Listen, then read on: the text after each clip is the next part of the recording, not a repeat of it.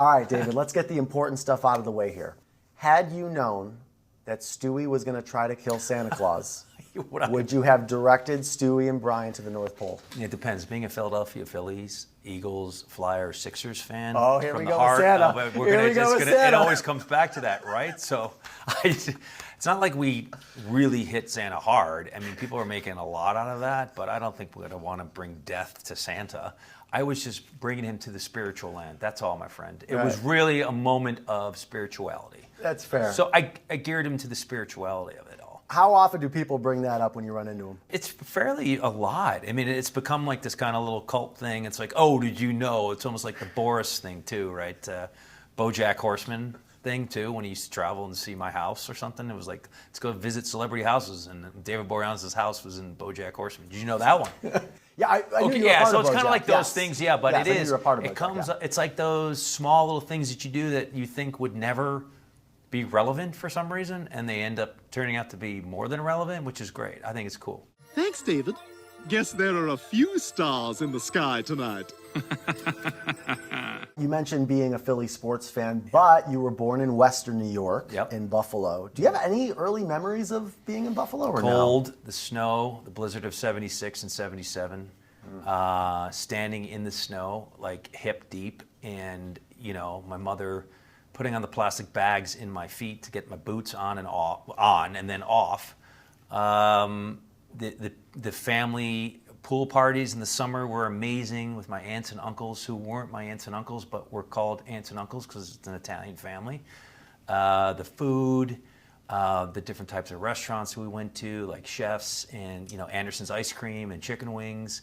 So Buffalo has a really important place in my heart that I still tap into, and I have been back recently. So your dad's on WKBW, and knowing Western New York, Channel 7 is huge. At what point as a child do you realize, like, oh, other people know who my dad is? You know, that was a line of, I just want to hang out with my dad, really. I just want to do things with him, and, you know, whether that's throwing the baseball in the backyard, him watching me at my football games, whatever it is, like spending time with him.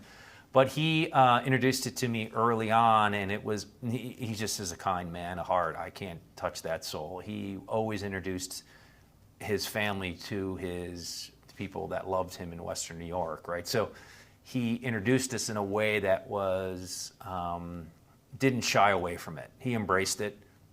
So from my perspective, it was, oh, this is really cool. This is great. You know, he treated me like, hey, you're like everybody else, and this is just a job that I do, and unfortunately, at certain times you want to be with me, but you can't. It's a sacrifice. So he explained it to me.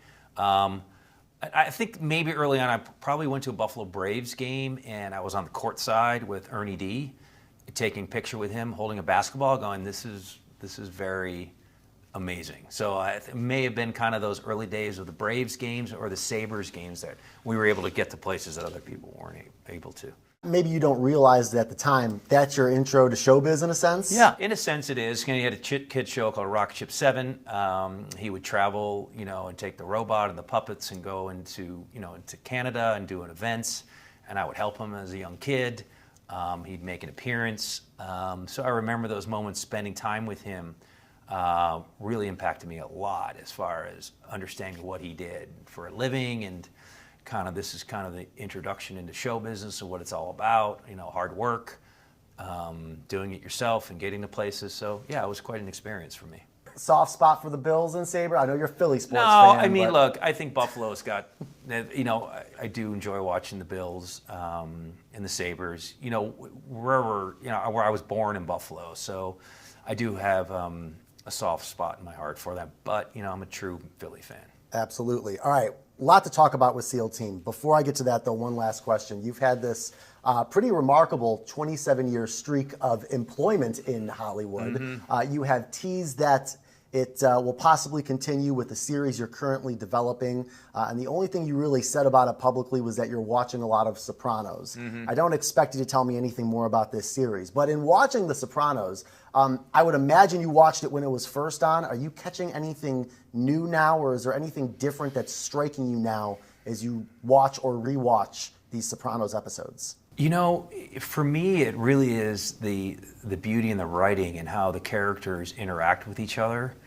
I'm not privy to the amount of improvisation that was happening on the set because I wasn't there, but I enjoy the style, the look, the realistic look to it, and the environment. For me, it's just one of those series right now that resonates for something I'm just creatively thinking about and am working on. But I just, coming from an Italian family and being around the Italian dinner table and watching my father and his brother, who was in legal, was 9 years older than my father, who was a lawyer, who was a defense lawyer, represented a lot of shady guys in Western New York. I was around that, and I saw it. So maybe that's a hint into maybe something I could be chomping at right now. Right now, of if course, that makes sense it to you. does. Oh, it makes plenty of sense. Food, love of family, joy, music, it has it all. I mean, you're talking to somebody who, if you haven't inferred by now, is from Niagara Falls, New York. Right on. Whose grandfather ran a movie theater in downtown Niagara Falls, and on the top floor of that movie theater may or may not have been a casino run by Don Stefan Magadino. Yeah. So I got you get it. Yeah, you understand. I got it. I get it, man. It's the wall that opens and there's bookies taking bets. Yep. Okay. Exactly. All right, let's talk SEAL Team. How does it feel to be saying goodbye to the series? For me, it was a decision and a choice that I made, and I felt it was time for the character to kind of just go off in a way that was right for the storytelling. And we shoot the show so realistic and so authentic. We made those sacrifices because we wanted to really shine light into these dark areas for these special operators. So for me, it's kind of bittersweet in a lot of ways. Physically, my body had enough as far as the amount of gear you have to wear, the grind, the running, the jumping out of Blackhawks, the turns, the twists, a lot of injuries that had occurred over the 7 seasons while doing that, 8 years playing this character. And just got it to a point where it was full circle. We studied the TBI, the PTS, and now it's like, okay, how does a special operator deal with his first kill, right? And what does he do with that? And that was a big thing for us to get to, and we achieved that, and I felt it was right to end the series. Is there one injury that stands out from the others over the series? They're all coincide with each other. Whether you twist an ankle, or your knees are hurting, your hips, your shoulders, you can easily get slap tears, from the gear, that your neck being pushed forward, the weight of the gun, just all the simple movements, what you think would be, somewhat easy. Oh, they're just doing a slow crawl. Well, that slow crawl is pretty consistent, and it's slow, but it's fast and it's efficient in its own way. By the end of the run, I was very capable of knowing how to get and breach a door, where I was in season 1, which was ridiculous. Getting comments on you're not holding your gun right, or you're entering different. It was a big education for me. But a lot of injuries. Whether they're partial torn ligaments, joint problems, getting your knees scoped out, recovery, spinal injuries, I mean, you name it. It was there. You're working with veterans on this show, correct? And Yeah. some are in the writing room? Some are in the writing room, some are producers, some have directed, some are part of the crew. At one point, we actually had a wall on the set, behind the set doors or the walls, where they had all their pictures up of their lineage, of where they came from, how they were affiliated with military, and where they came from. So that was quite a remarkable wall we had. But yes, we work with the guys that were real operators, whether that's through SEALs or DevGru or Rangers, just fantastic guys.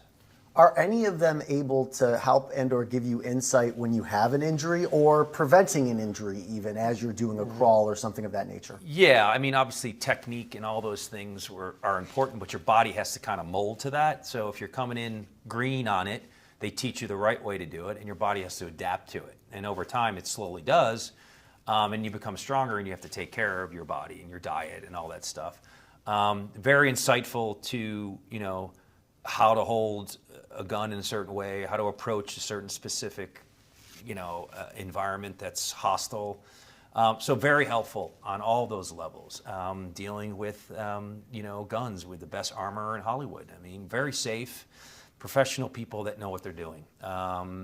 Never once did I feel unsafe on that set. And we're talking live Blackhawks, rappels down. We're talking infills, exfills, many explosions, a lot of gun work. I'm dealing with the best of the guys that were DevGru or head SEALs. So our armorer was primed and focused and on top of his game 24/7. Never any issues with safety. And so you do learn from them, and you learn every day. And not only the physical aspect of it, but also the mental aspect of it to get into the character. What was the most fulfilling part of working with veterans throughout the various facets of production with this series? Sharing stories with them, getting some insight into their world and how remarkably intense it is, how we have no idea what goes on behind those closed doors when we're at home and we're sleeping. And I know we're protected from these operators and what they do. And going to the lengths that they do to protect this country is an amazing stories that I heard. And also sharing with them stories from my life and, where I'm from, whether it's experiences in Buffalo or Philadelphia. You create a relationship and a bond that is very unique. And what's great about the operators and the ex-operators and the veterans is they pull you into their world, and they're so very kind and loving and really supportive and also very giving in a lot of ways. Suffice to say, you'll miss that the most? I think for me, one of the biggest things I will miss is the crew. People that as a family, you grow and you learn from, and you go through things for 8 years. You celebrate holidays, about their children's and their children's children and their kids and the illnesses, and you support each other, and that becomes a family. So for me, it's always the crew. But we're always going to be brothers. What do you hope the legacy of this show is? I think it hasn't found itself, really. I think it's a very underrated show in a lot of ways. Military shows are tough to do, they're tough sells. For some reason, I don't think Hollywood wants to embrace these types of shows. Why do you think that is? There's a lot of reasons for it. But one of the biggest things for us, and I remember starting the show early on, I got a question. We were doing a panel with season 1, and a reporter came up and wanted to know the political aspects behind the show. So without getting politically into it, what's great about the show is they don't have a political agenda. We're special operators. We work to get the job done. This is the mission. This is what we're going on. And that's what I loved about it, was we don't pick sides. You can't. We're here to protect, serve, and make sure the job gets done. And to me, that was a big highlight in the series. It was a huge opportunity to lean into that. And with all the decisiveness that's happening in the world today, and even in our country, more importantly, to be a part of that group and see that, your perspective is a little different. And I mean different in the way, like, you can see how to unify people. You can see how these special operators surround themselves by the weakest link, and they pick them up. They don't just shove them aside. So for me, I think that, that was a blessing to be part of that. And, I think the legacy of the show will live on because of the amount of authenticity we brought to it, the action sequences, the reality of how we shot it, really handheld, no rehearsals, shove a lens in your face and let's roll. Terrifying for guest stars to come on at times, but Chris Julak put that imprint down as the director, executive producer of the show, and shot it very much like Shameless and ER. That's where he came from. So it had that sense of excitement, adrenaline. So that legacy will live on, and people will watch it and they'll go, "Wow, how did you shoot that?" And I put it up against any big feature film for our budget size and what we did with. Well, you mentioned some of the hurdles as far as television is concerned, but then when you flip that to the silver screen, does that encourage you a little bit to keep that door open for a possible movie down the road here? 100%. I mean, you can't say that it's dead in the water. It was never DOA, dead on arrival, because it hadn't arrived yet. So it's still in the making. We'll see how that works out. But it is definitely the type of show that you can lean into and put it on the big screen, because we shoot at big screen and we shoot at anamorphic. Yeah, it's meant for that. So that possibility is definitely never going to go away. David, congrats on the run, and we'll be looking forward to the premiere of the final season next month. Thanks, man. I appreciate it. God bless.